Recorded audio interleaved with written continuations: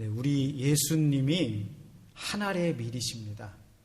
우리 예수님이 하늘의 밀로 이 땅에 오셨습니다. 이 말은 여러 밀알 가운데 하늘이 아닙니다. 여러 밀알 가운데 하늘로 오신 분이 아니라 유일하신 밀알로 이 땅에 오셔서 우리를 구원하신 구세주가 되었다는 말입니다. 다시 말하면 이 말은 하나님께서 교회를 하늘의 밀알로 세우셨습니다. 다시 말하면 여러분을 이 땅에 하늘의 밀알로 세우셔서 30배, 60배, 100배의 열매를 맺는 은혜를, 사명을 우리에게 주셨다는 말입니다. 여러분, 사순절입니다. 해마다 여러분은 사순절을 어떻게 보내고 계십니까? 금식하시는 분도 계시고 또 절제하시는 분도 계시고 경건한 마음으로 몸으로 사순절을 보내시는 분들이 계실 것입니다. 자, 그런데요, 가장 중요한 건 뭐냐면 이 사순절에, 특별히 올해는 하늘의 밀알로 우리에게 오신 예수님, 우리 마음에 오시고 우리 가정에 오시고 우리 교회 이 땅에 오시는 그 예수님을 깊이 묵상하는 한 해가 되었으면 좋겠습니다. 깊이 묵상하는 것은 너무나 중요합니다. 히브리서 3장 1절 말씀에 보면 이렇게 사도 바울이 권면합니다. 그러므로 함께 하늘의 부르심을 받은 거룩한 형제들아, 우리가 믿는 도리의 사도이시며 대제사장인 예수님을 깊이 생각하라. 여러분, 깊이 생각해야 예수님을 깊이 알 수 있습니다. 깊이 묵상해야 예수님의 십자가를 깊이 체험할 수 있습니다. 하늘의 밀알이라고 하는 그 말씀을 깊이 묵상해 보십시오. 깊이 생각해 보십시오. 그러면 그 보이지 않는 하늘 가운데 무한하신 하나님의 사랑과 영광과 은혜와 구원의 역사가 일어나게 될 줄로 믿습니다. 여러분, 생각한다는 것은 너무나 중요한 것입니다. 생각하는 대로 말하게 되어 있고, 생각한 대로 선택하게 되어 있고, 생각한 대로 살게 되어 있는 것입니다. 사순절 기간만이라도 우리가 예수님을 묵상하고 생각하면서 끝까지 우리를 사랑하시는 그 예수님, 요한복음 13장 1절에 보면 그렇게 나와 있거든요. 예수님의 때가 되어 아버지께로 돌아가실 때가 되어 자기 사람들을 끝까지 사랑하시느냐. 언제까지요? 끝까지. 여러분, 여러분을 끝까지 사랑할 사람이 있습니까? 사람은요, 사랑하다 지칩니다. 한 번 사랑할 수 있어요. 두 번 사랑할 수 있어요. 그런데요, 사랑을 하다가 상처를 받고요, 사랑하다가요 실망하게 되고요, 사랑하다가 지치게 됩니다. 그래서 때로는 사랑 때문에 울기도 하고, 사랑 때문에 단념하기도 하고, 사랑 때문에 실망하기도 해요. 그러나 한 번도 우리를 실망시키지 아니하시고, 한 번도 지치지 않고 끝까지 우리를 붙잡고 계시고 사랑하시는 분은 예수 그리스도 밀알 되신 우리 주님인 줄로 믿습니다. 그게 십자가입니다. 그게 십자가예요. 오늘 하늘의 밀알에 대해서 말씀하신 그 예수님을 통해서 함께 생각하면서 은혜를 나누고자 합니다. 첫 번째로, 예수님의 영광은 하늘의 밀알이 되심으로 하나님께 영광을 올려드립니다. 하나님께 영광을 올려드리는 예수님의 영광은 하늘의 밀알이 되는 것입니다. 제가 24절 말씀 다시 한번 읽어드릴게요. 내가 진실로 진실로 너희에게 이르노니 하늘의 밀이 땅에 떨어져 죽지 아니하면 하늘 그대로 있고 죽으면 많은 열매를 맺느니라. 지금 누가 하신 말씀이에요? 예수님께서 제자들에게 하신 말씀입니다. 예수님께서 제자들에게 하신 말씀이 하늘의 밀이 있다는 거예요. 그 하늘의 밀이 누구라는 거예요? 예수님이시라는 겁니다. 자, 그런데요, 이 말씀을 읽을 때는 배경을 좀 알아야 됩니다. 자, 보세요. 지금 명절이 되었어요. 그리고 예수님도 예배하러 예루살렘에 올라왔고, 많은 유대인들도 올라왔고, 그 중에 헬라인 몇 사람이 예루살렘에 올라와서 예배를 드리다가 예수님의 소문을 듣고 예수님을 만나고 싶어요. 그래서 빌립에게 청합니다. 예수님을 만나고 싶은데 어떻게 하면 좋겠습니까? 그때 빌립이 안드레에게 가서 헬라인 이방인이 예수님을 찾는다라고 말하니까, 그래, 그러면 우리 같이 가서 예수님께 헬라인도 예수님을 만나고 싶습니다라고 말씀을 합니다. 그때 23절 보면 그 말을 듣고 예수님께서 인자의 영광을 얻을 때가 왔도다. 자, 이 말을 들을 때요, 이 말할 때 제자들이 옆에서 듣습니다. 아, 이제 예수님이 이스라엘에서 헬라로 가는 거구나. 헬라인들도 예수님을 알아보는구나.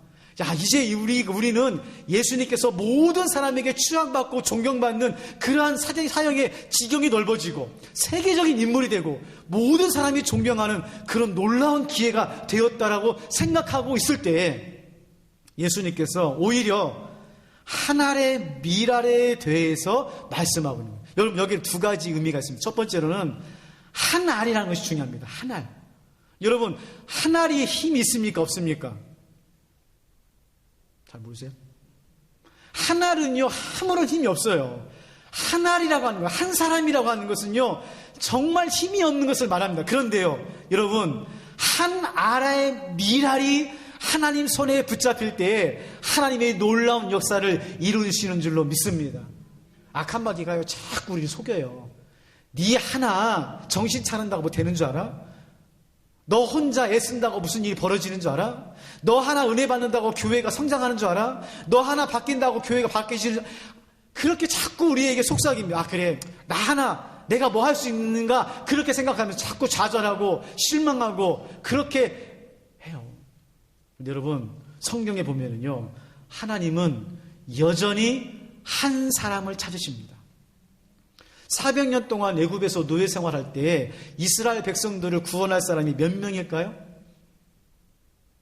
그 당시에 그 제국이었던 애굽에서 출애굽할 수 있었도록 하기 위해서는 몇 사람이 필요합니까? 1000명? 10,000명? 이스라엘 백성들은요, 그 생각 때문에 아무도 누구도 내가 이곳에서 출애굽했다고 하는 생각을 하지를 못했어요. 그런데요, 하나님께서는 모세 한 사람을 통해서, 하나님의 사람 모세를 통해서 출애굽하는 역사를 이루신 줄로 믿습니다. 예루살렘 성벽이 무너졌습니다.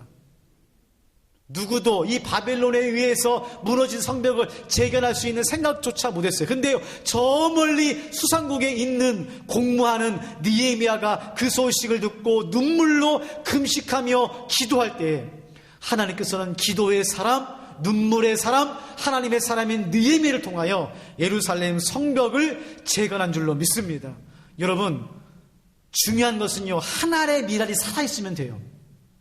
한 알의 밀알이 하나님 앞에서 살아있으면, 산 믿음이면 하나님이 쓰십니다. 그러나요, 아무리 수십 개, 수백 개, 수천 개가 있어도 죽어있으면 하나님이 사용하지 않아요. 여러분, 우리 신앙의 유기, 한국 교회의 유기가 무엇입니까? 사람들은요, 많은 밀알을 찾아요. 밀알이 많으면은 한국 교회가 다시 성장하고 내 신앙이 다시 자라려고 생각 아닙니다. 여러분, 말씀을 보세요. 하나님이 많은 사람 찾던가요? 예수님이 무리에 현혹되었던가요? 아닙니다. 우리 예수님은, 우리 하나님은 한 사람을 통하여 하나님의 역사를 이루시는 줄로 믿습니다. 제가 여러분에게 도전할게요. 여러분이 하나님이 찾으시는 한 알의 밀알이 되십시오. 여러분이 여러분의 가정과 일터와 세상에 희망이 되는 하나님의 밀알이 되십시오. 이사야 60장 22절 말씀에 보면 하나님께서 이사야에게 이렇게 유로합니다. 그 작은 자가 1000명을 이루겠고 그 약한 자가 강국을 이룰 것이라. 때가 되면 나 여호와가 속히 이루리라. 이사야가 탄식하거든요. 하나님, 이스라엘에게 무슨 힘이 있습니까? 어떻게 바벨론을 이기고 다시 이 땅에 돌아올 수 있습니까? 하나님, 나 한 사람 무엇 할 수 있습니까? 라고 탄식할 때 우리 하나님께서 이사야에게 찾아와서 아니다, 작은 자가 1000명을 이루고 약한 자가 강각을 이룰 것이다. 여러분, 이 말씀 믿습니까? 사실요, 교회가 하나의 밀알이 되어야 됩니다. 교회가 하나의 밀알이에요. 사실 세상은요, 원래 어두워요. 원래 부패합니다. 원래 썩은 곳입니다. 그러나 세상에 희망이 있고 세상에 소망이 있는 이유는 뭐냐면 교회가 하나님 안에서 하나의 밀알로 살아있을 때 예배가 살고 기도가 살고 말씀이 살고 성령의 충만한 가운데 있으면 세상은 밝아지고 세상은 소망이 있고 세상 가운데 생명이 있게 되는 것입니다. 두 번째로 오늘 예수님은 24절 말씀을 통하여 하늘의 밀이 땅에 떨어짐으로 하나님의 역사가 시작된다는 것입니다.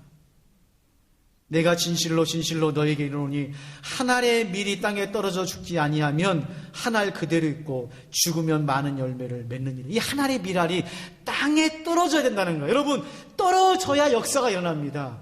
깨어져야 역사가 일어나는 거예요. 부서져야 역사가 일어나는 겁니다. 그렇기 때문에 믿는 자들은 각오하셔야 됩니다. 떨어져야 될 각오, 부서져야 될 각오, 깨어져야 될 각오를 하셔야 돼요. 왜냐하면 떨어지지 않으면, 깨어지지 않으면, 부서지지 않으면 얼마나 우리가 고집이 센지 모릅니다. 완고하고요, 우리가 가지고 있는 것을요 움켜쥐고요 꼼짝 안 하고 있어요. 그러나 떨어지면, 깨어지면, 부서지면 우리가 붙잡고 있는 것을 놓을 수가 있습니다. 변화됩니다. 새로워집니다. 거듭나게 되는 것입니다. 그래서 하나님은요, 하나님께서 쓰시는 사람을 반드시 떨어뜨립니다.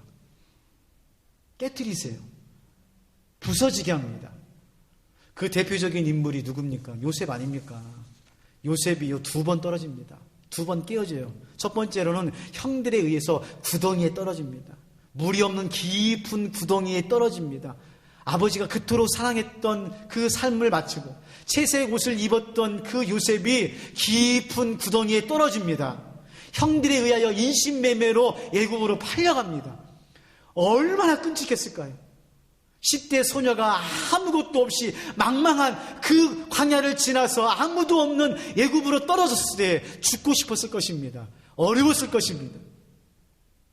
거기서 끝났나요? 아니죠.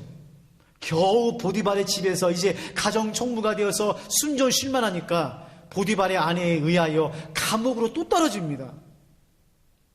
여러분 아시죠? 한 번 떨어진 사람이요 또 떨어지는 것이 얼마나 힘든지요.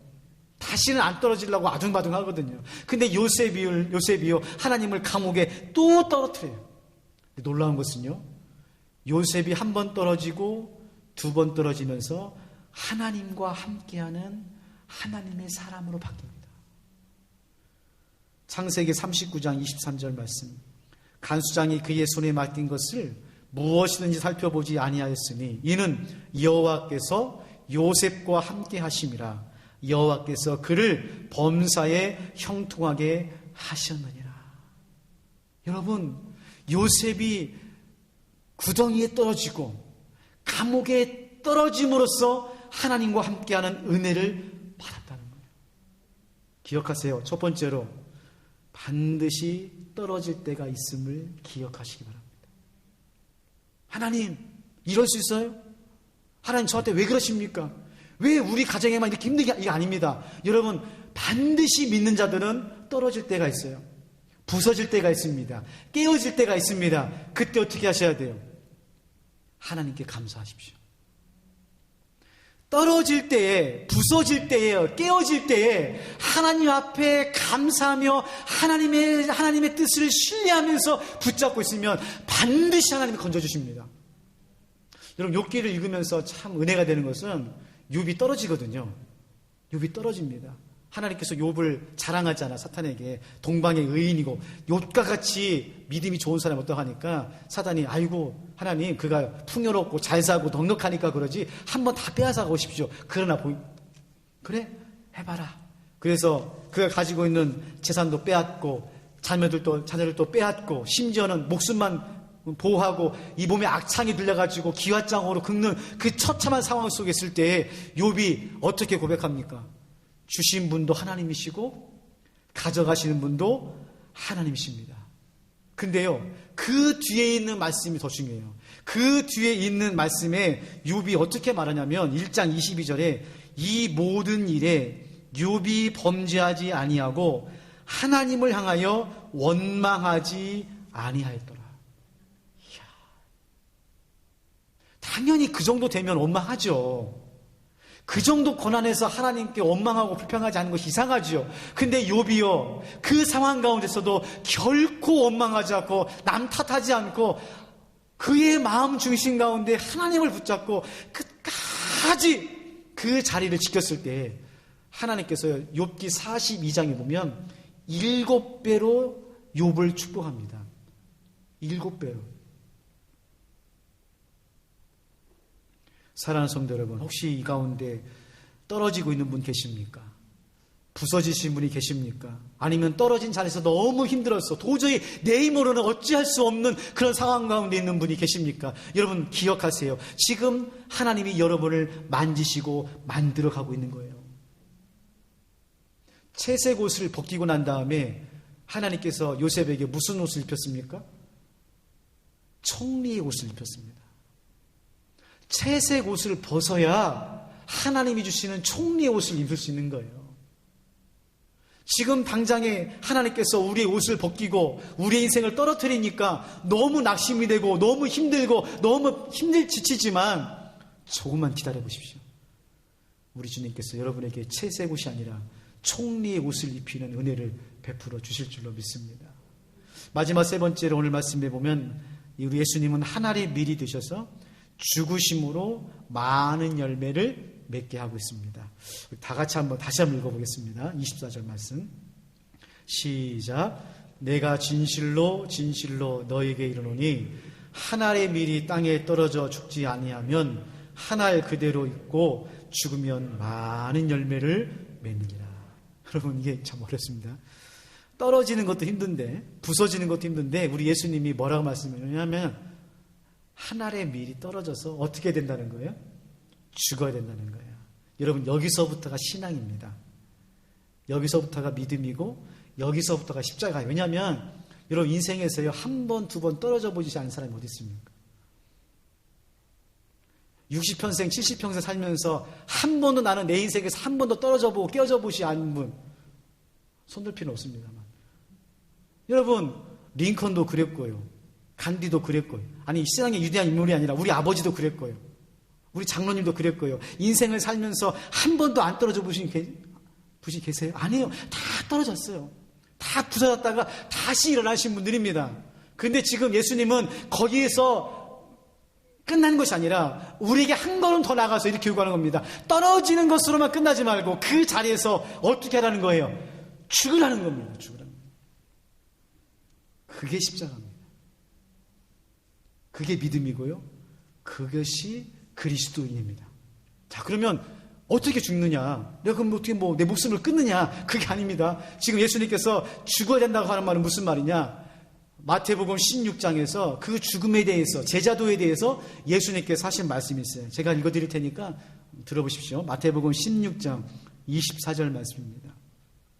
예수께서 제자들에게 이르시되 누구든지 나를 따라오려거든 자기를 부인하고 자기 십자가를 지고 나를 따를 것이니라. 누구든지 제 목숨을 구원하고자 하면 잃을 것이요 누구든지 나를 위하여 목숨을 잃으면 찾으리라.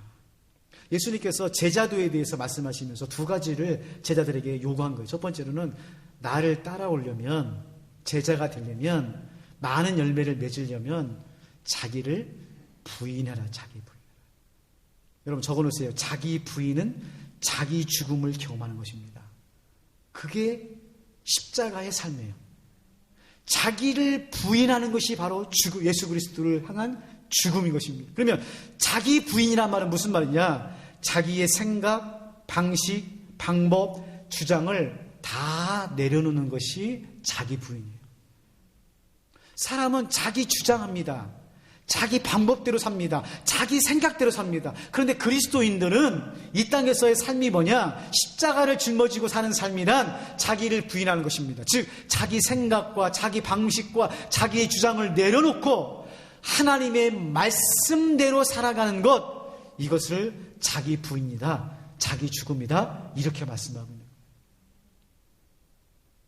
두 번째로는 자기 십자가를 짊어지고 사는 것이 죽는 것인데, 이거는 예수님을 위하여 사는 것을 말하는 것입니다. 다시 말하면 전에는 내 인생의 목적이 나의 유익을 위해서, 내 기쁨을 위해 살았어요.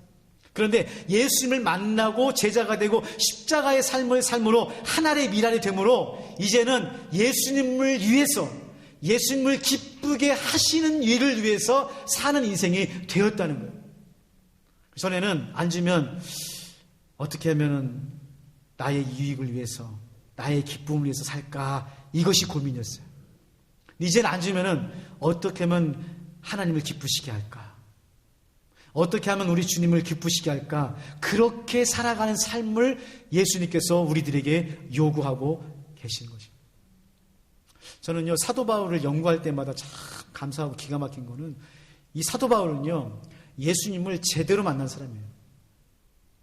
사도 바울의 이 서신서와 편지를 읽어보면 사도 바울은 정말 제대로 예수를 만난 사람입니다.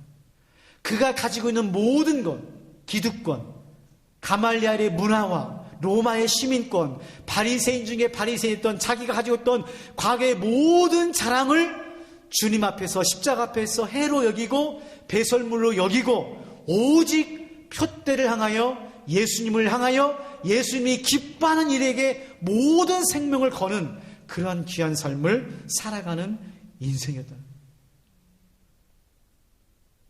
사랑하는 성도 여러분, 하나의 미랄이 되어 우리 주님 안에서 자기를 부인하고 자기 십자가를 짊어지고 살아가는 귀한 삶을 살아가시기를 바랍니다.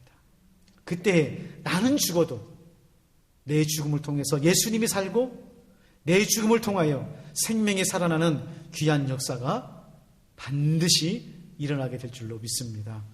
말씀을 정리하겠습니다. 여러분, 사순절 기간만이라도 한 알의 미랄이 되시기를 바랍니다. 한 알의 미랄이 되어 가정에서 살아보십시오.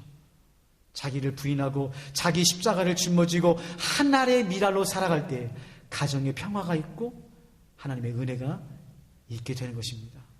한 알의 미랄로 일터에서, 세상에서 살아가십시오. 날마다 자기를 쳐서 복종하시면서 예수님을 위하여, 예수님이 기뻐하시는 일을 위하여 살아가 보십시오. 그럼 여러분을 통하여 생명이 살아나는 놀라운 역사가 일어나게 될 줄로 믿습니다.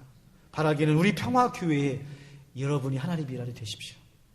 이 코로나19로 어렵고 힘든 이 순간 가운데서도 반드시 하나님은 우리 교회를 통하여 이 지역과 나라와 열방을 살리는 놀라운 역사를 우리를 통하여 일어나게 될 줄로 믿습니다. 그 주인공이, 그 하나님의 미랄이 저와 여러분 되시기를 주님의 이름으로 축원합니다.